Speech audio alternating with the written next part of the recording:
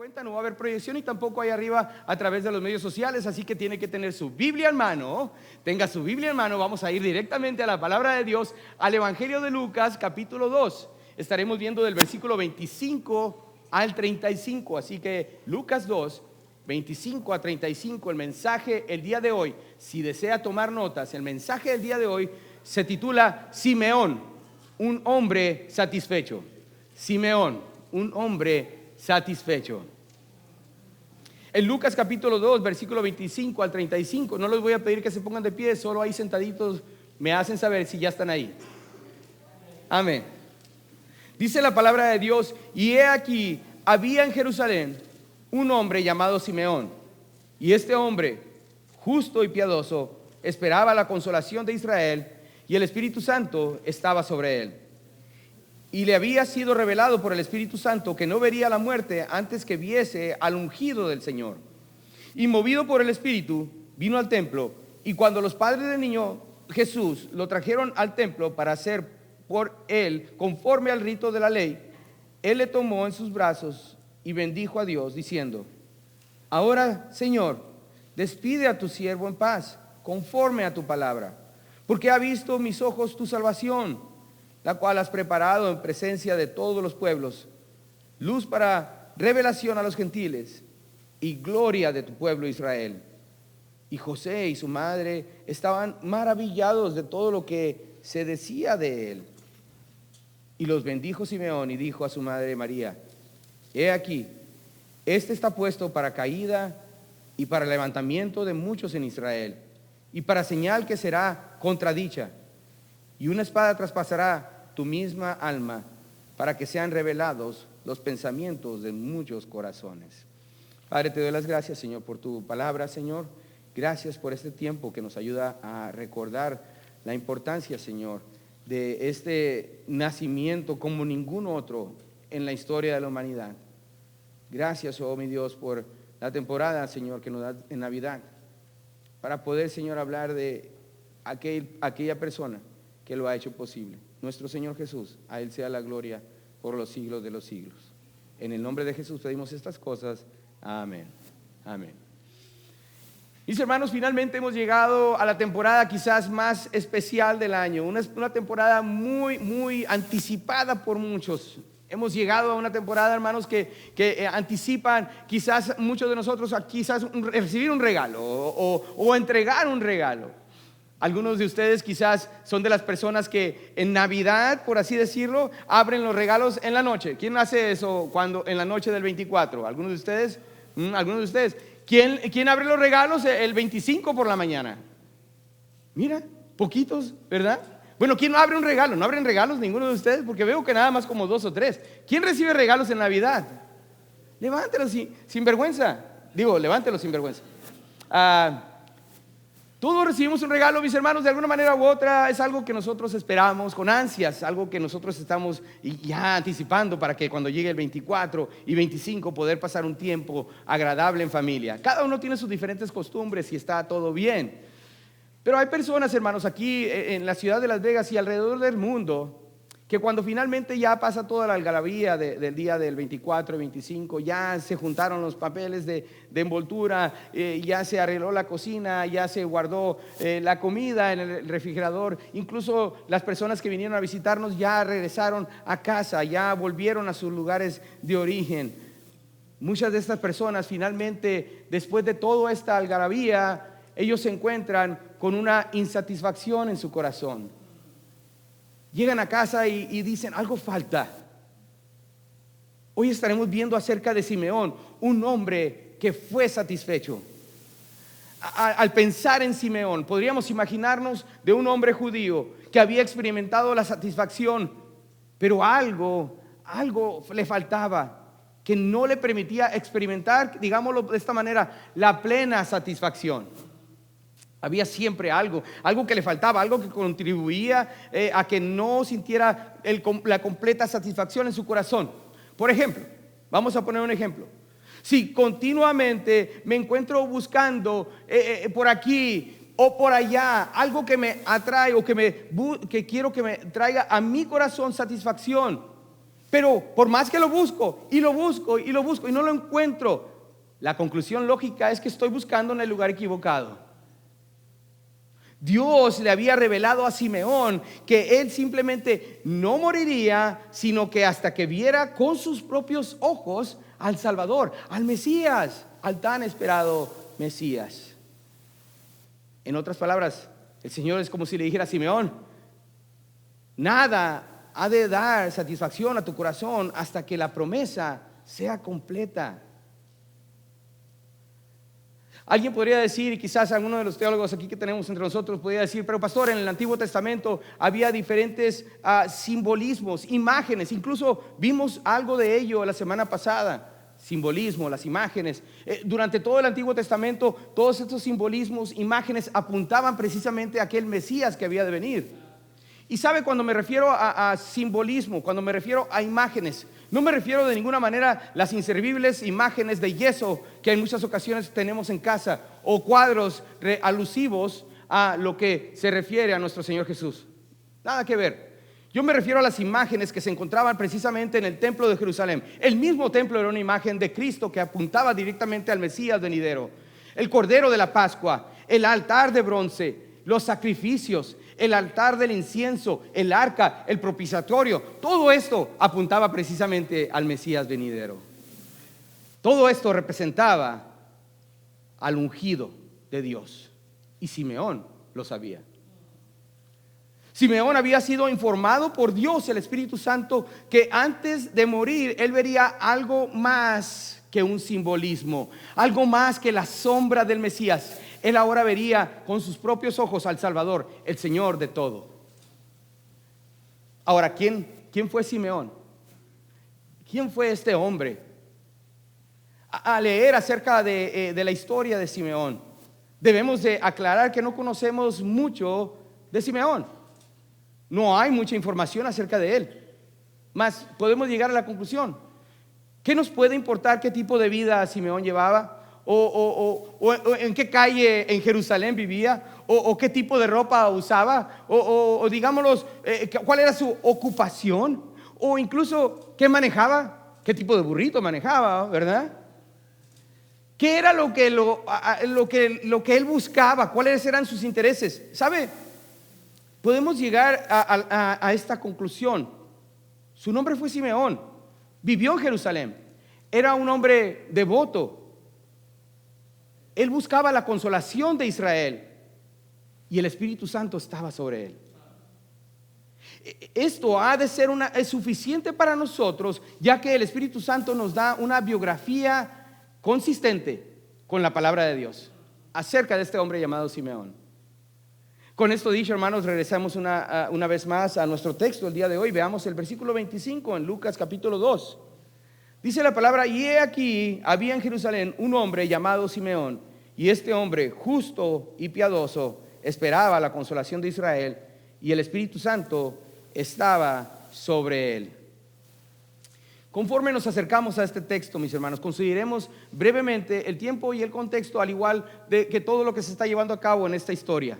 Por eso los voy a llevar directamente al punto número 1. Para ustedes que están tomando nota, el punto número 1 es la sumisión a la ley. La sumisión a la ley. Podemos pensar que esto de la ley no tiene nada que ver con la historia de Simeón, mas estoy aquí para decirles, hermanos, que la ley de Moisés estaba entretejida durante el tiempo en el cual se escribió esta porción de la palabra de Dios. Y observe lo que dice, por ejemplo, el versículo 21 al 24. Observe conmigo en esta porción de la palabra donde dice el versículo 21: cumplidos los 8 días para circuncidar al niño, le pusieron por nombre Jesús, el cual le había sido puesto por el ángel antes que fuese concebido. Y cuando se cumplieron los días de la purificación de ellos, conforme a la ley de Moisés, le trajeron a Jerusalén para presentarle al Señor, como está escrito en la ley del Señor: todo varón que abriere la matriz será llamado santo al Señor. Versículo 24: y para ofrecer conforme a lo que se dice en la ley del Señor, un par de tórtolas o 2 palominos. En este pasaje, una y otra vez se encuentra mencionado la ley de Dios, la ley de Moisés. Incluso si vamos antes de esta historia, podemos encontrar que tanto antes como después también se mencionan 2 ocasiones la ley.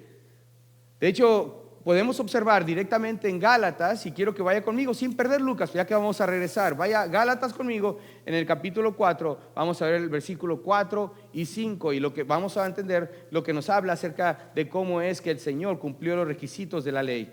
Gálatas 4, versículo 4 y 5. Dice la palabra: pero cuando vino el cumplimiento del tiempo, Dios envió a su Hijo, nacido de mujer y nacido bajo la ley, para que redimiese a los que estaban bajo la ley, a fin de que recibiésemos la adopción de hijo. Observe ahí, no se vaya de ese pasaje, note qué tan conciso es el pasaje de esta escritura. Observe lo que dice. Primeramente, Dios envió. Esto revela la divina intención de Dios. La palabra de Dios en Juan 3:16 nos dice: porque de tal manera amó Dios al mundo, que ha dado su Hijo unigénito. La intención de Dios, para que todo aquel que en él cree no se pierda, mas tenga vida eterna. El Señor, entonces, Dios envió. Podemos observar lo siguiente en este mismo versículo, donde dice: Dios envió ¿a quién? A su Hijo. Esto revela la encarnación divina de Jesús. Más adelante dice: nacido de mujer. Esto revela la humanidad de Jesús. Y finalmente, nacido bajo la ley. Esto nos revela la oportunidad que Jesús nos da. Nacido bajo la ley. Esto nos dice, hermanos, que Jesús estaba sometido bajo la misma ley en la cual se encuentra todo ser humano. Él estaba sometido en la misma encrucijada que se encuentra delante de nosotros. Jesús se encontraba bajo la misma penalidad como todo ser humano en el momento que falta uno solo de estos mandamientos de Dios. Para poder obedecer cada coma, cada acento, cada tilde de la ley, Jesús vino a tomar en su totalidad todos los requisitos de la ley. Santiago capítulo 2, versículo 10. Si no puede ir, solo anote la cita y búsquela en casa. Santiago 2:10 dice: porque cualquiera que guardare toda la ley, pero ofendiere en un punto, se hace culpable de todos. Una pregunta: ¿cuántos de ustedes han podido mantener la ley al 100%? De hecho, me tengo que disculpar si alguno de ustedes maneja un carro CR-V Honda del 2002, porque esta mañana se me atravesó enfrente y yo quebré la ley al pensar no muy bien de esa persona. Si usted maneja ese carro, me disculpa, por favor, o si nos está viendo a través de esto. ¿Sabe? Cada uno de nosotros rompe la ley. Seamos honestos. Pastor, ¿usted también? Sí, yo también. Y usted también, no me mire así. ¿Sabe? Es una realidad de que nadie puede cumplir la ley y los requisitos de la ley. Su santidad, su perfección. Cuando nosotros hacemos todo lo contrario, y si pudiéramos mantenernos, digámoslo así, por 48 y muchos años, sin romper la ley, de repente, esta mañana, quebranté la ley. Y la palabra de Dios me dice que me hago culpable de toda la ley. ¡Wow! ¡Qué predicamento, mis hermanos! ¡Qué dificultad! Si la historia terminara ahí, nos podíamos ir a casa todos tristes. Pero este no es el caso, mis hermanos. Ahora el ser humano tiene un mecanismo, y quiero que lo reconozca también esto.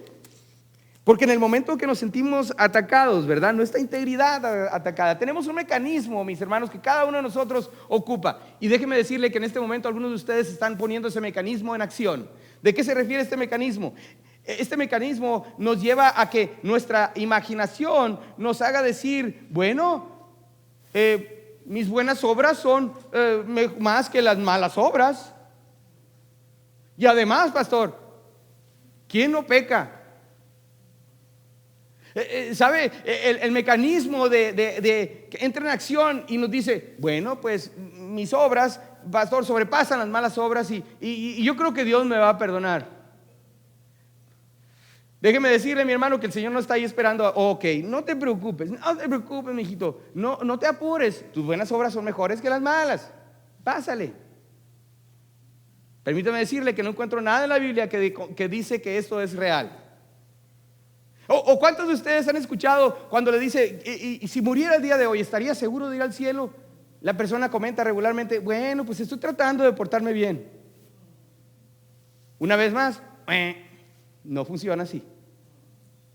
En la Biblia no dice nada de eso. El único sistema, ahí le va mi hermano, que encontramos que va de acuerdo con los requisitos de Dios es tan solo uno. Y este sistema se llama perfección. ¿Cómo es que Jesús vino a este mundo? El Señor vino en la ley. Y la ley requiere perfección. El problema es grande. Y Gálatas 3:10 nos ayuda a comprender un poco más este tema. Gálatas 3:10. Dice la palabra de Dios en Gálatas 3:10, porque todos los que dependen de las obras de la ley están bajo, ahí les va, maldición. Pues escrito está, maldito todo aquel que no permaneciere en todas las cosas escritas en el libro de la ley para hacerlas. Wow, es duro y difícil de poder entender, para poder pasar esta información. Todo que no lleva a cabo la ley, hermanos, todo lo que nos lleva requiere perfección. Y si no la cumples, amigo que nos acompañas, estás bajo maldición. ¿Sabe? Alguno de sus hijos quizás en alguna ocasión les ha dicho, cuando usted le pide, ok hijo, o a lo mejor ahora que ya están adultos también, ¿verdad? Hijo, arregla tu cuarto porque tienes que hacer tu tarea, ¿verdad? Y de ocasión en ocasión su hijo o hija te dice, pero papá, ¿por qué tú no haces tarea? No es justo, ¿verdad? O en inglés, como dicen, por aquello de que usted nunca le haya entendido a su hija que le diga, que dice, it's not fair. Cuando dice, it's not fair, se lo voy a traducir. Ellos están diciendo, no es justo, ¿verdad? Entonces vemos ahí cómo es que el niño le dice, no es justo esto, papá. Y usted le dice, bueno, I'm sorry, pero vas a tener que ir a hacer lo que te pedí. Te quiero mucho, I love you. Pero hay una pregunta que le hizo su hija o su hijo. ¿Por qué tú no tienes que hacer tarea? Es una pregunta que requiere respuesta. Es porque usted ya cumplió con ese requisito. Ya fue a la escuela. Ya no tiene que responder a un maestro. Ahora eso ya pasó, ya quedó atrás. El Señor se sometió a la ley, hermanos, para que nosotros no tuviéramos que hacerlo. Al igual que usted tampoco ya tiene que hacer tarea, porque ya se sometió, ya pasó por ese tiempo. Incluso la palabra de Dios en el versículo 39 del mismo capítulo 2 de Lucas dice, después de haber cumplido con todo lo prescrito en la ley del Señor, volvieron a Galilea, a su ciudad en Nazaret. ¿Sabe lo que los padres de Jesús están haciendo? Están haciendo todo lo posible para que este niño sea sometido a la ley de Dios. El primer punto nos recuerda, hermanos, que ellos tenían una sumisión a la ley. Y esto es obvio ya que Cristo cumplió con la ley. Ahora veamos el siguiente punto. El punto número 2, la sombra de la ley. Punto número 2, la sombra de la ley. Recuerden, Dios le había prometido a Simeón que él vería a Cristo. Alguien puede decir que Cristo, el Mesías, se había manifestado en diferentes simbolismos en el Antiguo Testamento y sabe que eso es verdad, pero eso era tan solo la sombra de la sustancia que había de venir. Aquello era la sombra de aquel que había de venir. Incluso el escritor de Hebreos, al referirse a los sacerdotes, a la adoración en el templo, lo pone de la siguiente manera en Hebreos capítulo 8 versículo 5, solo anótelo, lo busca más adelante. Dice la palabra, los cuales sirven a lo que es figura y sombra de las cosas celestiales. Ellos, los hebreos, tenían al sacerdocio, tenían la adoración, tenían el templo, tenía lo que estaba escrito. Mas el escritor de Hebreos dice, esto tuvo su propósito Pero esto fue tan solo un ejemplo, fue tan solo una sombra. Esto es una ilustración de tan solo una sombra. Esta sombra se puede ver en todas las ordenanzas, en todos los días festivos que se habían establecido a través del Antiguo Testamento. En la carta a los Corintios nos dice la palabra de Dios, de modo que si alguno está en Cristo, nueva criatura es. Las cosas viejas que dice pasaron, he aquí todas son hechas nuevas. Regularmente utilizamos este versículo cuando una persona recién convertida recibe a Cristo y sabe él que es una nueva criatura. Pero también se refiere a las ordenanzas de la ley. Dice la palabra de Dios, he aquí todas son hechas nuevas. Una y otra vez, año tras año, cientos de años tras cientos de años, las personas en Jerusalén, en Israel en general, no cumplieron con la ley. Hasta que finalmente la sustancia y no la sombra pudo sobreponerse a las demandas de la ley. Nosotros ahora, hermanos, que hemos sido salvos, ahora que disfrutamos de una nueva creación como resultado de la obediencia de Cristo, podemos gozarnos de que ya no vivimos bajo la sombra. Y cabe mencionar, ni siquiera bajo tinieblas. Colosenses capítulo 2, versículo 14. Colosenses 2:14, ahí sí quiero que vaya, hermano, siga apartando ahí su lugar ahí en Lucas y vamos a regresar en un momento. Pero en Colosenses capítulo 2, versículo 14, la palabra dice así: anulado el acta de los decretos que había contra nosotros, que nos eran contraria, quitándola de en medio y clavándola en la cruz. Versículo 15 de Colosenses 2. Y despojando a los principados y a las potestades, los exhibió públicamente, triunfando sobre ellos en la cruz. Por tanto, nadie os juzgue en comida o en bebida o en cuanto a días de fiesta, luna nueva o días de reposo. Está hablando de las ordenanzas de la ley. Todo lo cual es sombra de lo que ha de venir, pero el cuerpo es Cristo.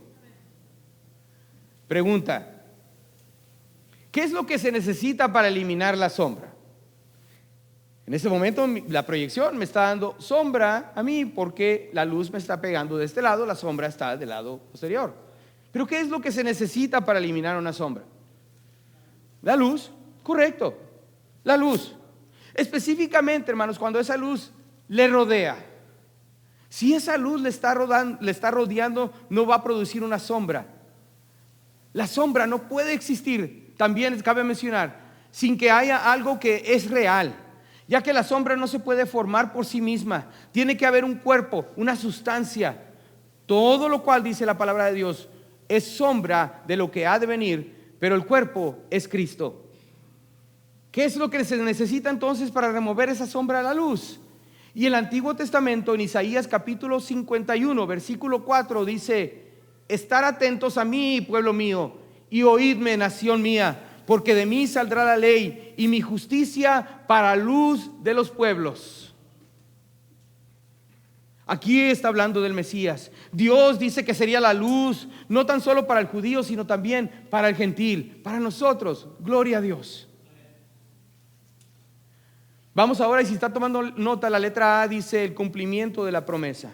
El cumplimiento de la promesa. La encontramos una vez más. Vayamos a Lucas capítulo 2, el versículo 30 y el versículo al versículo 32. La palabra de Dios dice en Lucas 2, 30 al 32: porque han visto mis ojos tu salvación, la cual has preparado en presencia de todos los pueblos, luz para revelación a los gentiles y gloria de tu pueblo Israel. Más adelante también encontramos en Juan capítulo 8, versículo 12, dice la palabra: otra vez Jesús les habló diciendo: yo soy la luz del mundo.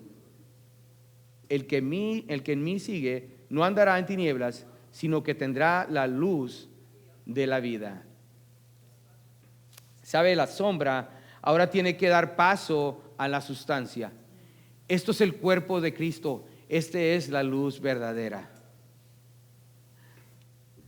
No tan solo la sumisión a la ley, hemos visto en esta tarde, también la sombra de la ley, sino que también encontramos la satisfacción de la ley. La satisfacción de la ley. Ahí mismo en Lucas, si todavía se encuentra en ese lugar, veamos del versículo 25 al 30 del capítulo 2. Dice la palabra: y he aquí, había en Jerusalén un hombre llamado Simeón, y este hombre justo y piadoso esperaba la consolación de Israel, y el Espíritu Santo estaba sobre él. Y le había sido revelado por el Espíritu Santo que no vería la muerte antes que viese al ungido del Señor. Y movido por el Espíritu vino al templo. Y cuando los padres del niño Jesús lo trajeron al templo para hacer por él conforme al rito de la ley, él le tomó en sus brazos y bendijo a Dios diciendo: ahora, Señor, despides a tu siervo en paz, conforme a tu palabra, porque han visto mis ojos tu salvación. Una vez más, le repito, no conocemos la ocupación de Simeón, pero sí sabemos que era un hombre justo, el cual esperaba la venida de Cristo, el Mesías. Mire acá, la Biblia no nos dice cómo sería el encuentro de Simeón y el Mesías. Pensemos por un momento, hermanos, si usted fuera Simeón y hubiera recibido ese mensaje de parte de Dios, y Dios le dice a usted: no morirás hasta que tus ojos vean al Mesías. ¿Dónde estuviera buscando? ¿Estuviera buscando un bebé? ¿O estaría buscando por alguien con popularidad delante de la opinión pública? Si nos pusiéramos a pensar por un momento, nosotros somos Simeón. ¿Estuviéramos buscando en lugares de preeminencia, como en el ámbito político o social, con un estatus grande o con buena educación, que hable bien? ¿Estuviéramos buscando por alguien que esté quizás unificando al mundo, o alguien que está resolviendo los problemas del hambre alrededor del planeta o la sequía que se encuentra en este mundo? ¿Estuviéramos buscando a alguien que tuviera dinero quizás para mandar a un ser humano a Marte, o alguien que acaba de comprar Twitter? ¿Por quién estuviéramos buscando si fuéramos Simeón? Él está en el templo y quizás se encuentra él buscando a un sacerdote de la ley. No sabemos acerca de Simeón o cualquier tipo de afiliación que él tenía. No sabemos si él era fariseo o saduceo, demócrata o republicano. ¿Están escuchando? No sabemos cómo era Simeón. Quizás esa mañana recibió una visión de parte del Señor, una visión que le dijo: hoy tus ojos, hoy, Simeón, verán al Mesías. Él buscó en el templo. Muy probable que fue con los sacerdotes, buscando en el lugar equivocado. ¿Qué tan seguido el ser humano busca la satisfacción o las respuestas en los lugares equivocados? Cuando Simeón voltea a ver, precisamente aquel que buscaba, cuando el Espíritu Santo le dijo: hey, Simeón, es este el que buscas. Él puso sus ojos sobre esta joven pareja que traía en sus brazos a un bebé, quizás ya no envuelto en pañales. Simeón reconoce que el bebé que ellos cargan en sus brazos es el Cordero de Dios. Quizás vea al papá del niño Jesús acarreando con él 2 tórtolas, porque no pueden pagar por un cordero sin mancha, sin darse cuenta que en sus brazos traían el cordero que quita el pecado del mundo. Simeón ya no la sombra, ahora la sustancia. No sé si a ustedes le ha pasado como papá primerizo que su bebé llama la atención y muchas personas se acercan a usted y le dice: qué hermoso tu niño. O en su defecto, si se parece al papá: es un niño. No se preocupen, hermanas, al rato se les quita.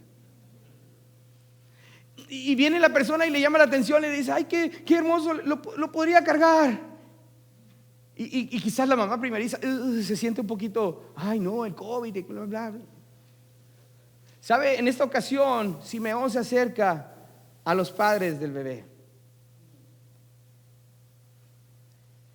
Él lo sostiene por primera vez en sus brazos. Observa la cara de este niño y por primera vez pone sus ojos a Dios eterno, el Dios todopoderoso. Porque un niño nos ha nacido, y hijo nos es dado, y el principado sobre su hombro, y se llamará su nombre admirable, consejero, Dios fuerte, Padre eterno, príncipe de paz.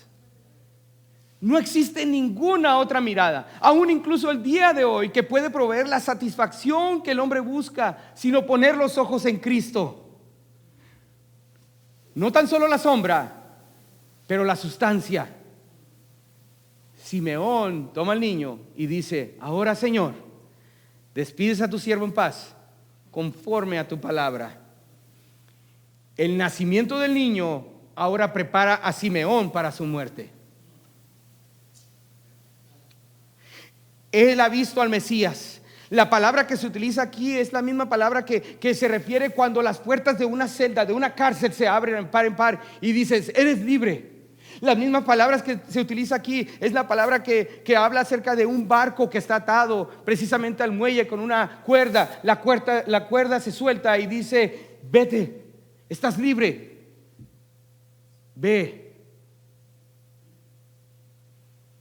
Simeón le dice: ya, ¿me puedo ir? Quizás usted conozca a alguna persona, o quizás usted es esa persona que piensa en su corazón: Señor, ¿por qué estoy aquí todavía? Mis seres queridos se han adelantado, ya no tengo a nadie aquí. ¿Sabe algo, mi amigo? Creo yo que hasta que Dios te diga, te puedes ir. Yo creo que usted aún sigue teniendo una oración más. Yo creo que usted aún tiene la posibilidad de escribir una carta más. Tiene la posibilidad de sonreír una vez más. Si Dios lo tiene aquí, tiene la posibilidad de dar aliento o consuelo a alguien más. Si Dios lo ha puesto aquí todavía, es, hermano, para que usted dé testimonio de la grandeza de su Dios. Hágalo. Hasta que Dios no le diga: hasta aquí. Cada uno de nosotros aún tiene el propósito que tan solo Él sabe, y nosotros simplemente confiamos en Él y obedecemos. Simeón ahora es un hombre completamente satisfecho. Él ha visto la promesa de Dios y ahora todo está bien. Todo está bien. No hay nada más que él pueda hacer que su vida se haga una vida más completa. No es formidable, hermanos, que cuando su satisfacción fue cumplida, fue respondida con el único que ofrece la satisfacción a esta vida, y su nombre es Jesús, el Cristo. Escuche bien, cuando encontramos satisfacción en Cristo, todo lo demás se vuelve satisfactorio. No busquen los lugares equivocados. Usted tiene la respuesta. Si estamos buscando aquello que nos satisface y no lo logramos, pero cuando finalmente encontramos a Cristo, todo lo demás tiene su lugar correcto y llega a ser algo más satisfactorio en su vida. Los padres de Jesús, ¿sabe? Quizás no se estremecieron en el momento cuando Simeón tomó al niño en sus brazos. Ellos no se estremecieron al ver que este hombre tomaba al niño Jesús en sus brazos, sino que se estremecieron a escuchar las siguientes palabras: he aquí, está puesto para caída y para levantamiento de muchos en Israel, y para señal que será contradicha, y una espada traspasará su misma alma, para que sean revelados los pensamientos de muchos corazones. Y ella, María, 33 años después aproximadamente, vio a su hijo tomar los pecados del mundo, colgándolo en una cruz en un monte llamado Calvario. Simeón no tan solo conoció la sombra, sino que también conoció a Jesús, llamado el Cristo, Espero, amigo mío, y oro que usted también haga lo mismo. Padre, te doy las gracias, Dios eterno, por este tiempo. Gracias por la bendición que nos ha dado de poder conocer más acerca de este varón que sin duda, Señor, glorificó tu nombre al máximo, Padre, al punto de que 2000 años adelante en el futuro estamos hablando de este testimonio que él dio, Señor. Gracias, oh Padre eterno, por permitirnos, Señor, conocer más acerca de este hombre llamado Simeón, un hombre que esperó y cuando tuvo el encuentro personal con el Mesías pudo reconocer su grandeza. ¿La has reconocido tú? Si este no es el caso, yo te invito, amigo mío, que por favor ores conmigo, todas las cabezas inclinadas en reverencia a la presencia santa de nuestro Dios y los ojos cerrados. Hable con su Dios, su creador.